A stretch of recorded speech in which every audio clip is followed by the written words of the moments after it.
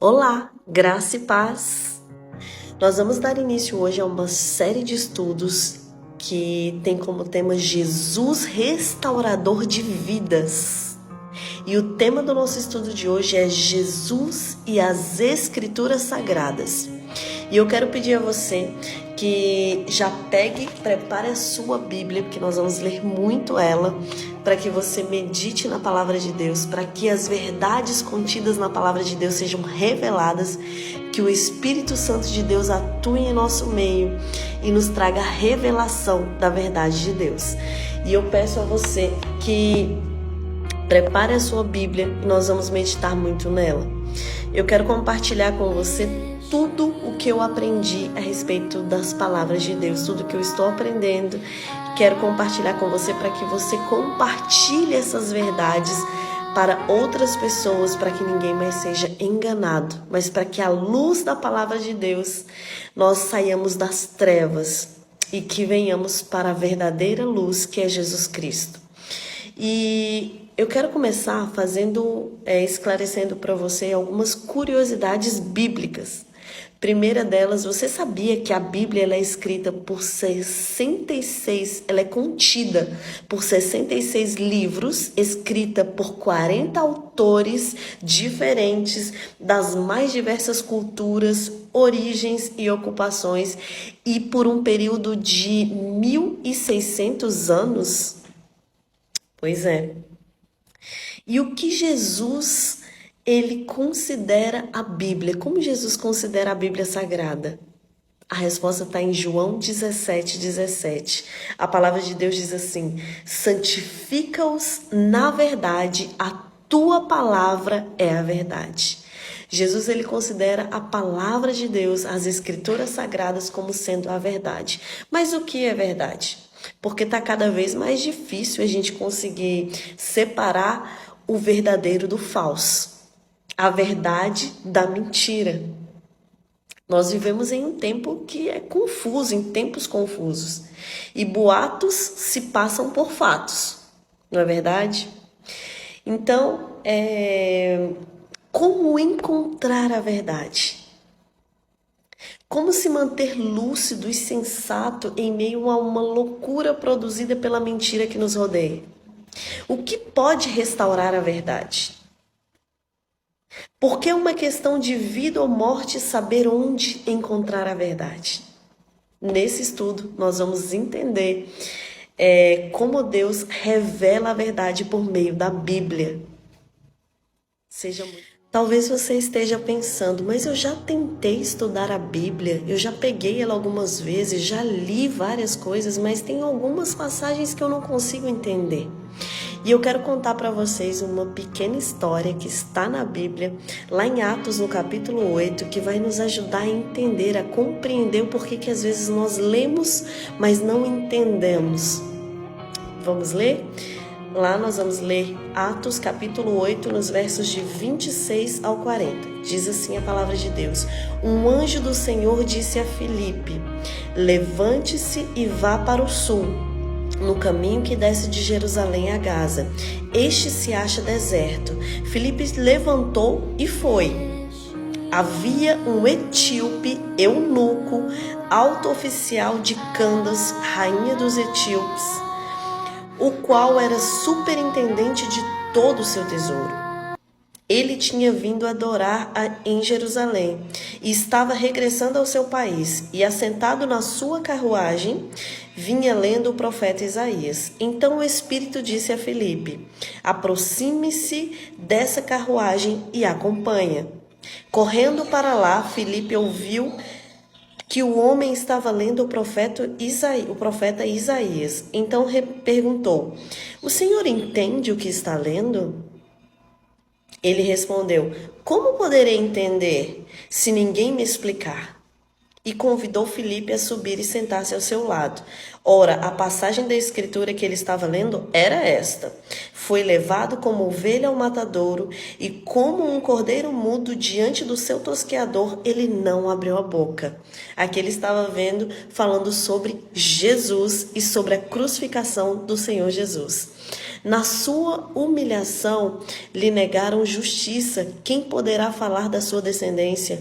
Porque a vida dele é tirada da terra. Então o eunuco disse a Filipe: peço que você me explique a quem se refere o profeta. Fala de si mesmo ou de outra pessoa? Então Filipe explicou e, começando com esta passagem da Escritura, anunciou-lhe a mensagem de Jesus.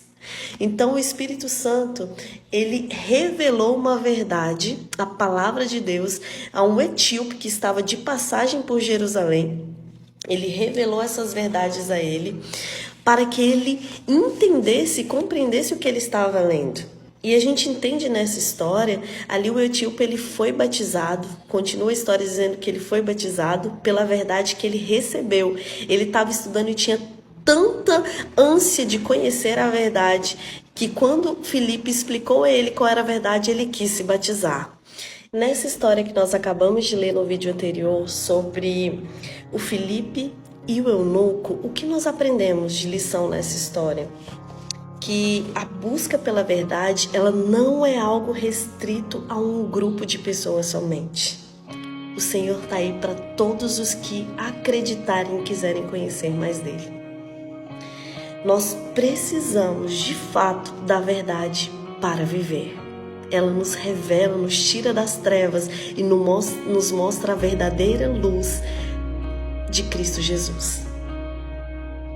O etíope, ele era uma pessoa instruída, era uma pessoa instruída, estudada, mas ele não conseguia entender o significado espiritual da mensagem profética. Nós precisamos do Espírito Santo de Deus para que possamos entender e compreender as Sagradas Escrituras. E Deus, ele conhecia o coração do etíope e ele enviou Filipe para ajudá-lo. Aquele oficial, ele buscava a verdade e o Senhor viu a sinceridade do seu coração e enviou Filipe, um servo de Deus, para explicar a ele o que ele precisava entender. E quando ele recebeu as verdades bíblicas, o seu coração se encheu de alegria e gratidão por finalmente encontrar a verdade que ele tanto havia buscado. Tanto que ele pediu para ser batizado. Que coisa linda, que história maravilhosa. Mas nós vamos continuar aqui a respeito da Bíblia, sobre essas verdades bíblicas. E qual que era a fonte de inspiração desses profetas bíblicos? Qual era a fonte de inspiração de Filipe? Está escrito lá em 2 Pedro, no capítulo 1, no verso 21. Porque nunca, jamais, qualquer profecia foi dada por vontade humana. Entretanto, homens falaram da parte de Deus, movidos pelo Espírito Santo. É o Espírito Santo que faz todo esse mover.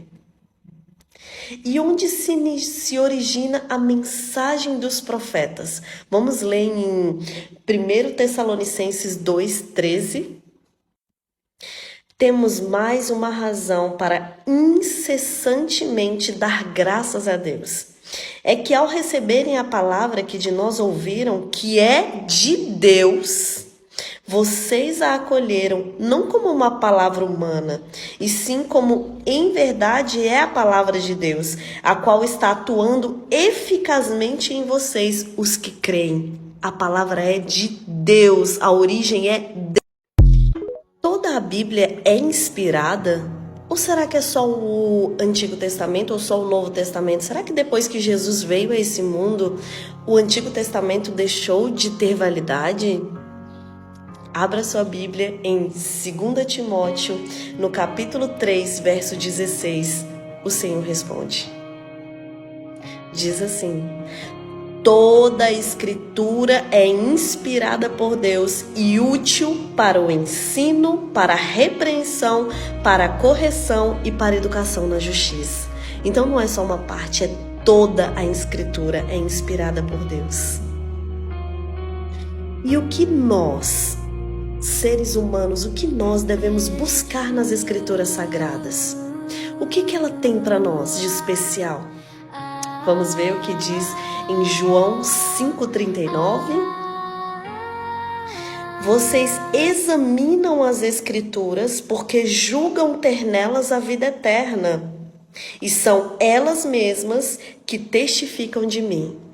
As Escrituras Sagradas, elas falam de Jesus, comprovam os atos de Jesus, de Gênesis a Apocalipse, desde a criação. Toda a Bíblia aponta para Jesus e para a vinda dele neste mundo e para o plano da redenção. E para isso, é por isso que nós buscamos a palavra de Deus, porque ela revela Jesus e o seu plano para me salvar e para te salvar. Continuando aqui no Evangelho de João, eu quero que você volte aí uma página, 2 páginas, e lá em João, no capítulo 1, verso 1, diz a respeito de um verbo que se fez carne. Quem era esse verbo que a Bíblia diz? Quem é? No princípio era o verbo, e o verbo estava com Deus, e o verbo era Deus. Ele estava no princípio com Deus, e todas as coisas foram feitas por meio dele, e sem ele, nada do que foi feito se fez. O verbo era Jesus Cristo. Ele estava na criação, ele estava no início de tudo, assim como ele estará no final.